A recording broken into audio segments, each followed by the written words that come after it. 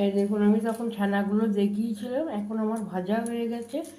আর আলু নুন দিয়ে সিদ্ধ করে রেখে দিয়েছি, তেল দিয়েছি, জিরে দিয়েছি, তেজপাতাটা দিয়ে দিলাম। এবার আমি গ্যাসটাকে একটু বাড়িয়ে দিলাম, দিয়ে আদাটাকে দিয়ে দেবো। এটা কষবো, আদাটা একটু কষে নেব। কষে নিয়ে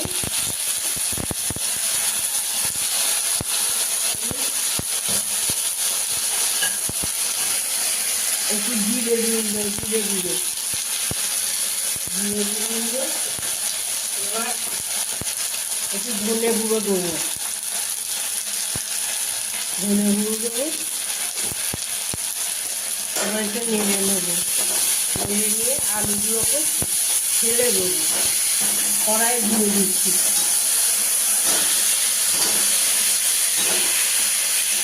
এবার হলুদ দেবো, এই যে একটু হলুদ দিয়ে দিলাম, আর একটু তেল দেবো, কেননা তেলটা টেনে নিয়েছে মশলাতে। এবার করতে থাকবো। তারপরে স্বাদ মতো নুন, মিষ্টি, ঝাল আর টক দই আছে, এখানে একটা ঘরে রাখা টক দইটা নিয়ে দেবো। এবার একটু স্বাদ মতো চিনি দেবো, নুনটা দিয়ে দিচ্ছি। হ্যাঁ, এই নুনটা লাগবে, এই নুনটা দিলাম।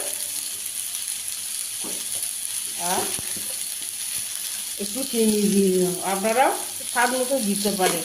আমি একটু কম খাই বাড়িতে, তাই জন্যই দিলাম। আর একটু নেড়ে নিচ্ছি।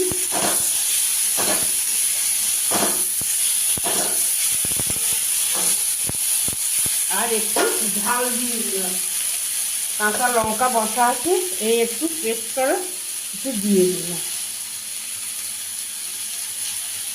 একটু কাশ্মীরি লঙ্কা গুঁড়ো দিয়ে দিলাম।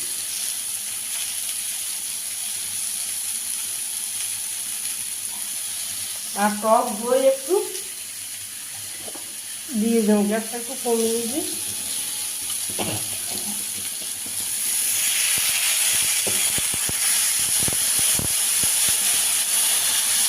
আর লাগবে কি, এবার কষতে থাকবে। কালারটা একটু দিচ্ছি। এবার আস্তে আস্তে করে আমি একটু জল দিয়ে দিলাম। এটা ফুটলে পরে আমি তখন আবার আপনাদের ঘরে দেখাবো। এই জলটা লাগবে।